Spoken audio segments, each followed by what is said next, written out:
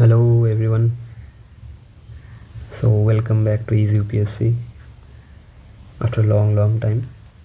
There might be a few questions. So in this video I'll try to address those. I'll share a quick comeback update. Why I was absent since a long time. I have been absent. And also आगे इस channel में क्या होने वाला है. So why I was absent? First of all, let's address this. तो देखो यार, like I started the channel with some ambitions that I will try to help all of you in your preparation, but then मैंने देखा कि it was hampering my preparation, so I had to choose either of those, like या तो channel को चलाना था या फिर खुद की प्रिपरेशन कंटिन्यू करना था, और ऊपर से कुछ ऐसे पर्सनल रिस्पॉन्सिबिलिटीज़ भी थे, है ना. तो इसलिए I choose to go with my preparation, although I have not been successful. मैंने अभी 23, 24 और 25 का भी प्रीलिम्स दिया है और मेंस भी दिया है, but I couldn't qualify for the interview. So now आगे क्या होने वाला है इस चैनल में. So what I have decided is कि इस साल I will take a gap, I will not appear in the prelims. So I think there have been some limitations with my mains preparation, so I'll try to sit back and analyze those. फिर उसके बाद I'll appear in the next attempt. और इसलिए इस साल I'll continue the channel wholeheartedly, and I promise to guide all of you with whatever knowledge I have and whatever resources I have. Okay, now as I have qualified in the prelims of 23, 24 and 25, so थोड़ा बहुत knowledge तो है ना. And also when I'll show you in the next videos the resources that I followed, the notes I have, you'll know that they're pretty good, and if you follow those आप भी prelims में successful होंगे. Okay, so what now? Now in the coming times I'll teach all of you,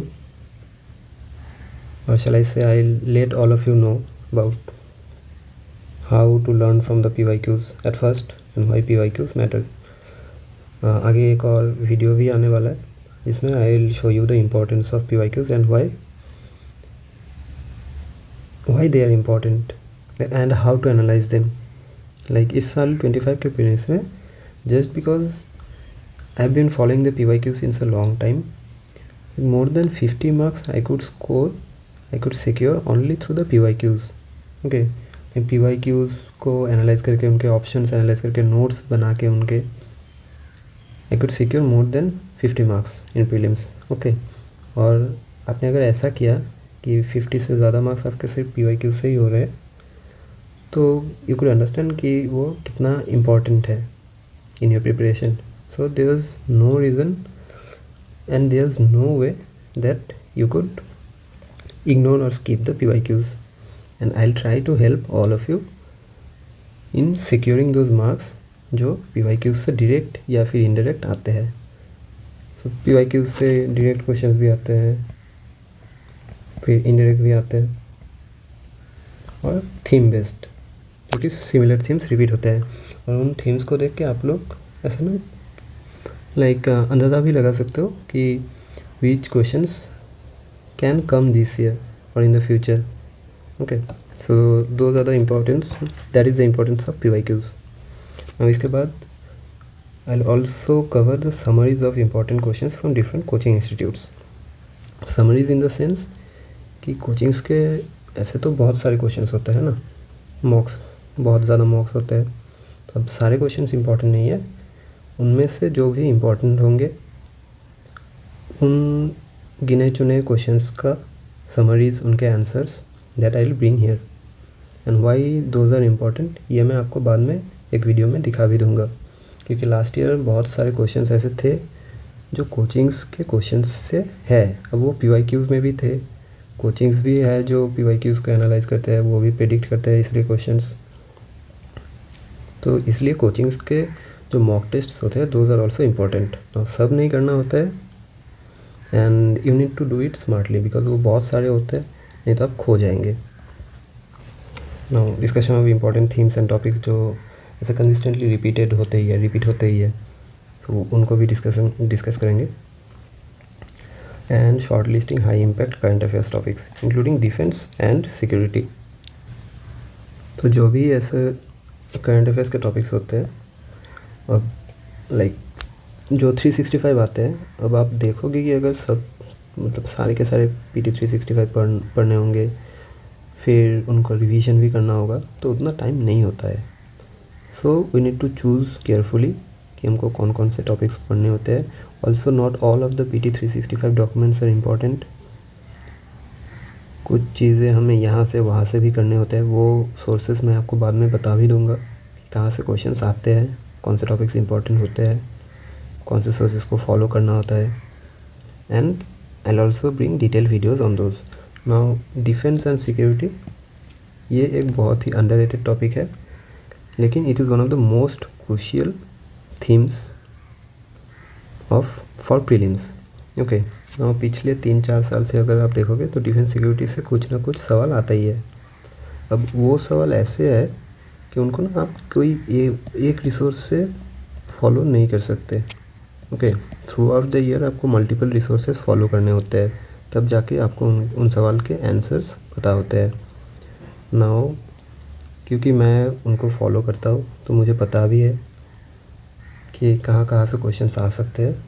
सो इस topic को लेकर भी आई will bring detail video and I will also put notes in my Telegram channel, जो कि बहुत ही important होंगे। Okay, and it will be the one stop solution for this topic.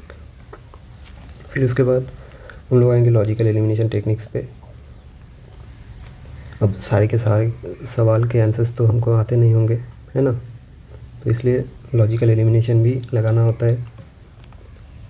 फिर अब ये क्यों इम्पोर्टेंट होते हैं एक्चुअली, क्योंकि यार देखो जो डायरेक्ट क्वेश्चंस आते हैं PYQ से वो तो हम सॉल्व कर लेंगे, लेकिन ऐसे बहुत सारे सवाल होते हैं जो इनडायरेक्ट होते हैं, थीम्स बेस्ड होते हैं। अब उनमें मान लो कि हमको एक ऑप्शन आता है, ओके, बाकी का एक ऑप्शन नहीं आता है। Now we need to eliminate that option. वो हम कैसे कर सकते हैं? That we can do based on the logical elimination techniques, जो कि हमने पहले से प्रैक्टिस करके रखी है, हमने PYQs देखे हैं।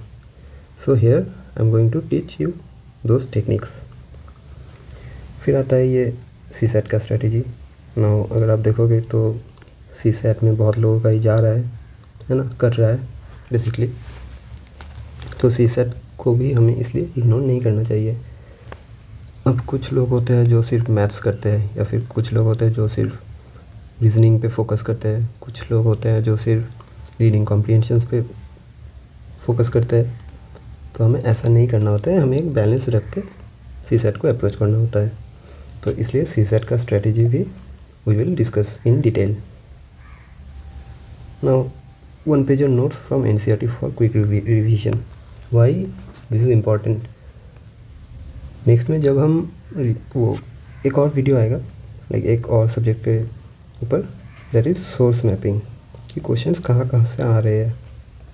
ओके, तो हम देखेंगे कि हिस्ट्री और जियोग्राफी में NCERTs how important they are. Specially अगर आप जियोग्राफी का देखोगे तो you will know how important the NCERTs are, specially physical geography वाला। ओके, तो इसलिए NCERTs तो पढ़ना ही होगा, बट अभी सब टॉपिक्स नहीं पढ़ने होते हैं, फिर उनको रिवीजन भी करना होता है। इसलिए one pager notes are the best solution, and that I am going to bring here. Now why my one pager notes are special, वो जब आगे आप वीडियोस फॉलो करेंगे in the coming videos you will get to know why the one pager notes are important. क्योंकि ऐसे बहुत सारे notes है मेरे पास वन पेजर नोट्स, जो मैंने खुद बनाए हैं PYQs को देख के, फिर उनको एनालाइज करके कि कौन कौन से टॉपिक्स इंपॉर्टेंट है, उनको 1 पेज नोट्स मैंने बनाए हैं। और इस बार क्वेश्चंस वही से डायरेक्टली आए हैं, है ना। वो बस 1 पेज नोट्स जो है मेरे वही से आए हैं। सो दैट्स वाई हमें 1 पेज नोट्स को भी रेडी रखना होगा for quick revision. Okay, so आने वाले दिनों में these are the themes and topics we will focus on. और इसके सिवा भी तब अगर आपको कुछ और चाहिए होगा तो will address those also.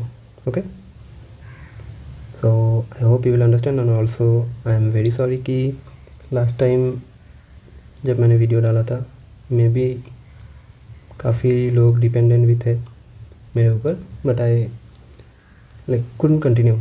Okay, this time I promise to do so because I will not appear in the 2026 prelims. And also अगर आपको इस चैनल के क्रेडिबिलिटी पे कोई क्वेश्चंस होगा तो आप वो भी पूछ सकते हैं। एक्चुअली मैंने जो 2023 में मेरे नोट्स डाले थे 23-24 में, स्पेशली जो PYQs के नोट्स है हिस्ट्री जियोग्राफी, तो उनको जाके अगर आप देखोगे ना तो आप देखोगे कि उन नोट से ही सवाल इस साल भी आए हैं। सो इसलिए I can say it with pure conviction that whatever I will teach here are definitely important. So that's all for today, see you in the next video. Thank you.